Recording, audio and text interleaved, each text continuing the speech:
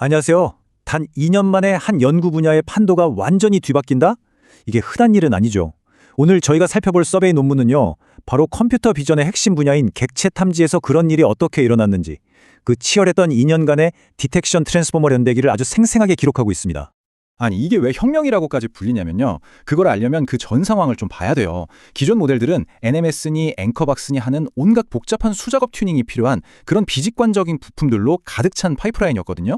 그런데 2020년에 DTR이 딱 나타나서 이 모든 걸 그냥 다 버리고 집합 예측이라는 아주 우아한 프레임워크 하나로 문제를 완전히 새로 정의해버린 겁니다. 자, 그럼 이 이야기 속으로 한번 들어가 보시죠. 먼저 DTR이 얼마나 혁신적이었는지 알아보고 곧이어 전 세계 연구자들의 경쟁심을 불태운 두 가지 치명적인 약점을 짚어볼 겁니다. 그리고 이걸 어떻게 해결했는지, 그래서 지금 최고 모델은 뭔지, 또 앞으로는 뭘 연구해야 할지 차근차근 따라가 보겠습니다. DTR의 천재성은요, 진짜 관점의 전환에 있었어요. 수천 개의 후보 박스를 만들고 그중에서 정답을 골라내는 그런 복잡한 과정 말고요. 그냥 이 이미지 안에 있는 객체들 한 번에 다 예측해봐! 이렇게 문제 자체를 완전히 뒤집어 본 거죠. 이걸 가능하게 한 기술이 바로 이분 매칭인데요. 쉽게 말해서 완벽한 중매쟁이 알고리즘 같은 거예요. 이 혁신적인 아이디어 하나 덕분에 그 지저분했던 후처리 과정 없이 진짜 완전한 엔드투엔드 시스템이 가능해진 겁니다. 근데 이게 완벽하진 않았어요. 사실 오리지널 DTR에는요, 두 가지 아주 치명적인 약점이 있었고, 이게 바로 앞으로 2년간 펼쳐질 모든 연구의 시작점이 됩니다. 첫 번째가 뭐냐면 학습 속도가 정말 말도 안 되게 느렸습니다. 최고 성능을 보려면 무려 500의 포크를 돌려야 했어요. 이건 뭐 연구 한번 하려면 몇 달씩 걸린다는 얘기죠. 엄청난 장벽이었습니다. 그리고 두 번째 문제는 더 심각했습니다. 바로 작은 물체를 거의 못 찾는다는 거였죠. 여기 그래프 보시면 큰 물체는 성능이 괜찮은데 작은 물체로 가면 그냥 뚝 떨어져 버리잖아요. 자, 바로 이 두 가지 문제, 느린 학습과 작은 객체 탐지 실패, 이게 전 세계 연구자들에게 던져진 거대한 숙제였던 겁니다. 그럼 연구자들은 어디에 집중했을까요? 이 서베이 논문이 아주 명확하게 보여주는데요. 보세요. 거의 대부분의 연구, 그러니까 60%가 비효율적인 어텐션 구조를 뜯어 고치는 데 집중했고요. 그 다음 25%가 이 정체불명의 오브젝트 쿼리를 어떻게 해보려고 매달렸습니다. 딱 이 두 개가 핵심이었던 거죠. 자, 그럼 어텐션부터 한번 파헤쳐보죠.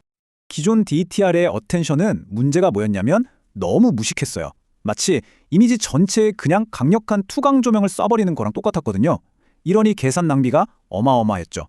이걸 해결한 첫 번째 영웅이 바로 Deformable DTR입니다. 아이디어는 간단해요. 투광 조명 끄고 우리가 필요한 곳만 탁 집어서 비추는 스마트 스포트라이트를 쓰자는 거였죠. 이게 작동하는 방식이 정말 기가 막힙니다. 모든 픽셀을 다 보는 게 아니라 일단 여기쯤 객체가 있을 것 같은데 하고 참조점을 먼저 예측해요. 그리고 그 주변에 진짜 몇 개 안 되는 핵심 포인트만 콕콕 집어서 샘플링 한 다음에 딱 거기서만 어텐션을 계산하는 겁니다. 와, 이 간단한 발상 하나로 계산량이 폭발적으로 줄어들게 된 거죠. 엄청난 혁신이었어요. 자, 이렇게 어텐션 문제가 해결되니까 연구자들의 시선이 자연스럽게 다음 문제, 바로 오브젝트 쿼리로 넘어갑니다. 원래 DTR 쿼리는 그냥 정체를 알 수 없는 숫자 덩어리, 그러니까 추상적인 벡터였어요. 이게 왜 문제였냐면 모델 입장에선 이 쿼리가 이미지에 어디를 봐야 할지에 대한 아무런 힌트도 주지 않았던 거예요. 그러니까 말 그대로 맨 땅에 헤딩하면서 위치라는 개념부터 배워야 했으니 학습이 느릴 수밖에 없었죠.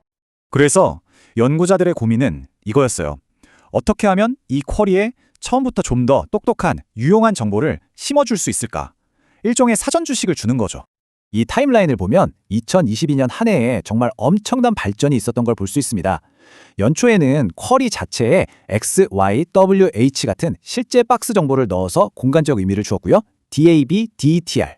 그러다 중반에는 더 기발한 아이디어가 나옵니다. 아예 정답 박스에 일부러 노이즈를 섞어서 모델한테 이거 원래대로 복원해봐 하고 가르치는 디노이징 훈련을 도입한 거예요. DNDTR. 이게 매칭 학습 속도를 엄청나게 끌어올렸죠. 그리고 마침내 연말, 이 모든 아이디어를 하나로 합친 끝판왕이 등장합니다. 네, 이 모든 연구의 정점에서 탄생한 모델이 바로 디노입니다.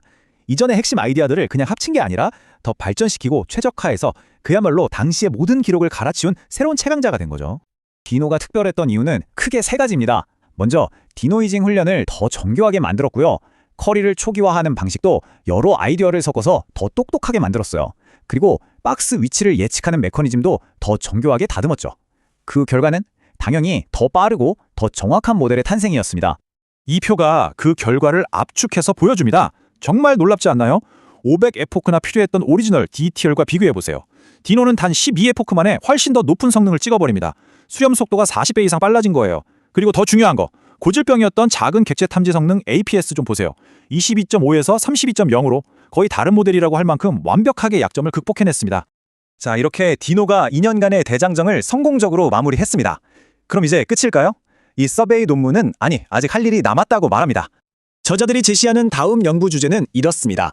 첫째, 이미지 난이도에 따라서 알아서 계산량을 조절하는 똑똑한 100번 네트워크. 둘째, 아예 이미지 내용을 보고 이 이미지엔 객체가 5배쯤 있겠네 하고 쿼리 개수까지 동적으로 조절하는 더 스마트한 쿼리. 그리고 마지막으로 가장 현실적인 문제죠. 이렇게 무겁고 강력한 모델을 어떻게 우리 스마트폰 같은 작은 기기에 넣을 수 있을까 하는 경량화 문제입니다. 결국 이 2년간의 놀라운 여정은 우리에게 하나의 큰 질문을 던집니다. 트랜스포머가 2D 객체 탐지라는 분야를 이렇게 순식간에 바꿔놓은 것처럼 컴퓨터 비전의 다음 혁신, 다음 패러다임 전환은 과연 무엇일까요? 그리고 그 변화는 또 얼마나 빠르게 우리 앞에 나타날까요? 오늘 분석은 여기까지입니다.